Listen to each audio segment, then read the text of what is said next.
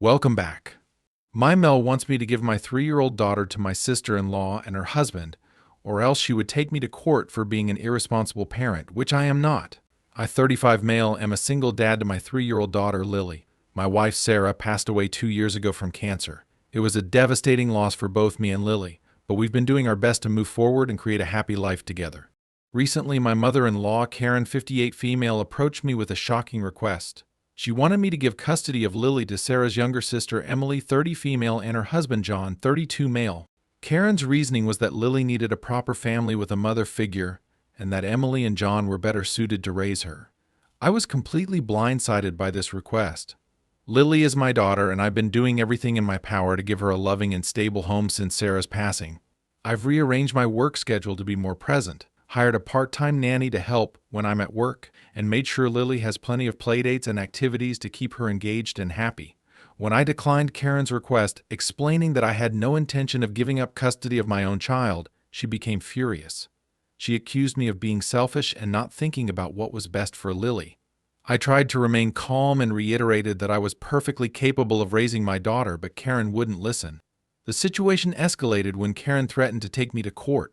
She claimed she had evidence that I was an unfit parent and that she would use it to gain custody of Lily for Emily and John. I was shocked and hurt by her threats, especially since I've always tried to maintain a good relationship with Sarah's family for Lily's sake. I asked Karen what kind of evidence she supposedly had, but she refused to elaborate. She just kept insisting that Lily would be better off with Emily and John and that I was depriving her of a chance at a normal family life.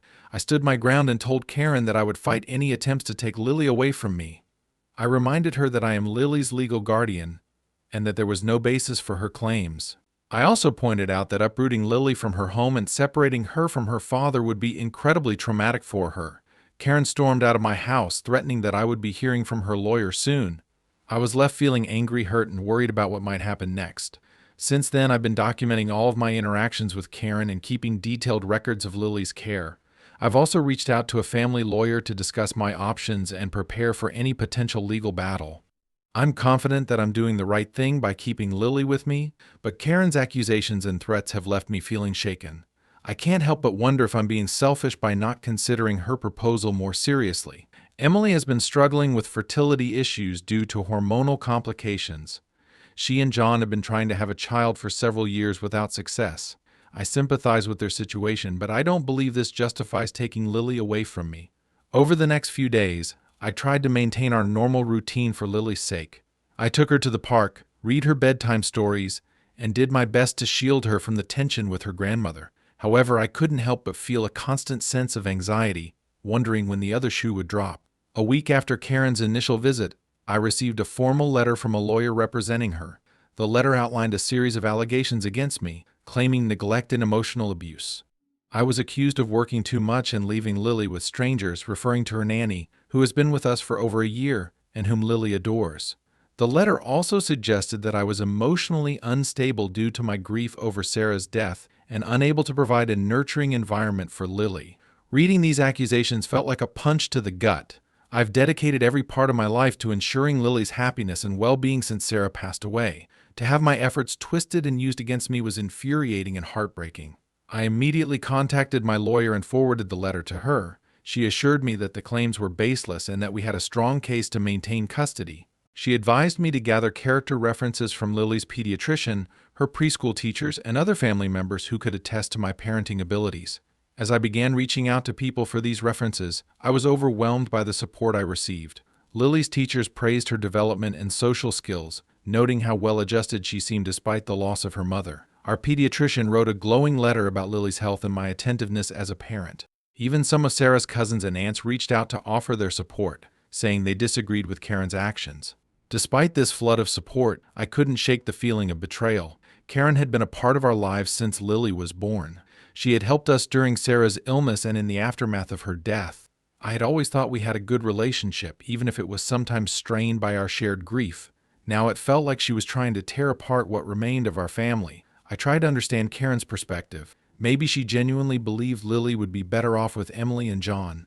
Perhaps she was struggling with her own grief and wanted to keep a piece of Sarah close by having Lily raised by her other daughter. But no matter how I looked at it, I couldn't justify her actions or the hurtful accusations she was making against me. Update. Yesterday, Emily and John showed up at my doorstep unannounced. I was surprised to see them, especially after Emily's earlier call where she had apologized for her mother's behavior. Lily was napping, so I invited them in for a quiet talk. Emily started the conversation by saying that they believed it might be best for Lily to live with them. John nodded along, looking uncomfortable but supportive of his wife. I listened patiently, trying to remain calm. When Emily finished, I politely but firmly restated my position. I told them that while I appreciated their concern, Lily was my daughter, and I had no intention of giving up custody. I emphasized that Lily was happy and well-adjusted, and that uprooting her would be traumatic. Emily's behavior suddenly changed. Her face hardened and she accused me of being selfish. She said I was ruining Lily's life by depriving her of a mother's care. I was shocked. Then Emily made an accusation that surprised me. She claimed that I was planning to marry another woman and make her Lily's stepmother. This was completely false. I hadn't even considered dating since Sarah's passing, let alone remarriage. When I denied this, Emily became even more agitated. In a moment that felt surreal, Emily then accused me of never having truly loved Sarah and not loving Lily either. She said that if I really cared about Lily's well-being, I would let her be raised by a real family. I was stunned into silence by the brutality of her words. As I struggled to respond, Jan tried to calm Emily down, but she brushed him off. She stood up abruptly and declared that they would be back with their lawyer. Emily stated that they would fight for custody and that I should prepare myself to lose Lily. They left quickly after that, leaving me reeling from the encounter. I sat in silence for a long time, trying to process what had just happened. After collecting myself, I called my lawyer to update her on this new development. She advised me to document the visit and Emily's threats, assuring me again that they had no legal grounds to take Lily away from me.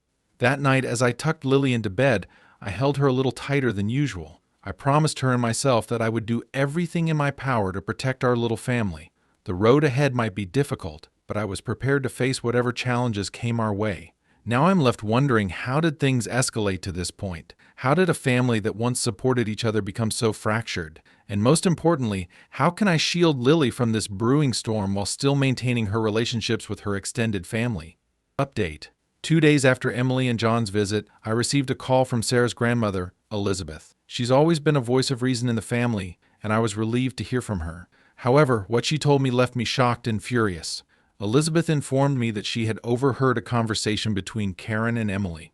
It turned out that their sudden interest in gaining custody of Lily wasn't just about family or providing a mother figure. There was a significant financial motivation behind it. Sarah had inherited a substantial sum of money from her late grandfather. Sarah and I had decided to put all of that money into a trust fund for Lily's future. The money was legally Lily's, to be accessed when she turned 25. Elizabeth explained that Karen and Emily believed that if they gained custody of Lily, they would also gain control over this inheritance. They saw it as a way to solve Emily's financial struggles and fund expensive fertility treatments. I was furious. The idea that they would use Lily as a pawn in their scheme to get their hands on money that rightfully belonged to her was beyond comprehension. It explained their sudden change in behavior and the lengths they were willing to go to in order to get custody. Immediately after ending the call with Elizabeth, I contacted my lawyer. I explained the situation and asked for advice on how to protect Lily and her inheritance. My lawyer advised me to take the following steps. Document Elizabeth's statement. She suggested I ask Elizabeth to provide a written statement about what she had overheard. Review the trust documents. We needed to ensure that the trust was ironclad and couldn't be accessed or altered if custody changed. Reform the trustee. My lawyer recommended notifying the trustee of the potential custody dispute to prevent any unauthorized changes. Consider a restraining order. Given the escalating situation, she suggested we might need to file for a restraining order against Karen and Emily to protect Lily. Prepare for court. While we hoped it wouldn't come to this, my lawyer started preparing arguments to present in court if necessary, focusing on Lily's best interests and the apparent financial motivations behind the custody attempt. I spent the next few days gathering all the necessary documentation and following my lawyer's advice. The betrayal I felt was immense. To think that Sarah's own mother and sister would try to use Lily for financial gain was heartbreaking. Despite my anger, I tried to remain calm for Lily's sake. She had picked up on the tension and had been more clingy than usual. I made sure to spend extra time with her, reassuring her of my love and commitment. As I tucked Lily into bed that night, I found myself reflecting on Sarah. I wished she was here to help navigate this mess, but I knew she would be proud of how I was protecting our daughter. I made a silent promise to her and to Lily that I would fight with everything I had to keep our little girl safe and secure. Now, as I prepare for what might be a long and ugly legal battle, I can't help but wonder, how did money manage to tear this family apart so completely?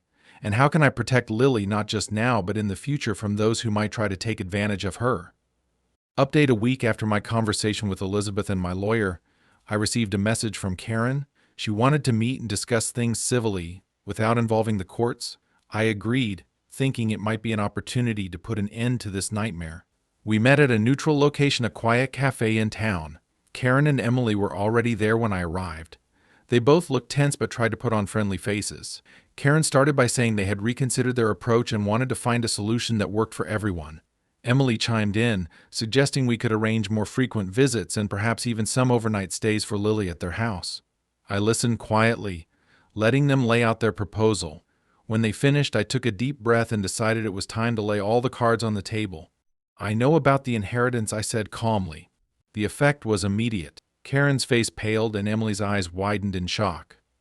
They exchanged panicked glances, clearly not expecting this. I continued, "I know that this isn't about Lily's well-being or her need for a mother figure. This is about Sarah's inheritance, which, by the way, is already in a trust for Lily's future." Karen tried to interrupt, but I held up my hand. "Let me finish. Sarah and I set up that trust together. It's for Lily's education and future. It's not accessible to anyone, including me, until she's 25. Emily started to tear up, whether from guilt or frustration I couldn't tell. Karen looked like she was about to argue, but I pressed on. "I've been patient. I've tried to understand, but using my daughter as a pawn to get money is unforgivable. So let me be clear, this stops now. No more threats, no more accusations, no more attempts to take Lily away from me."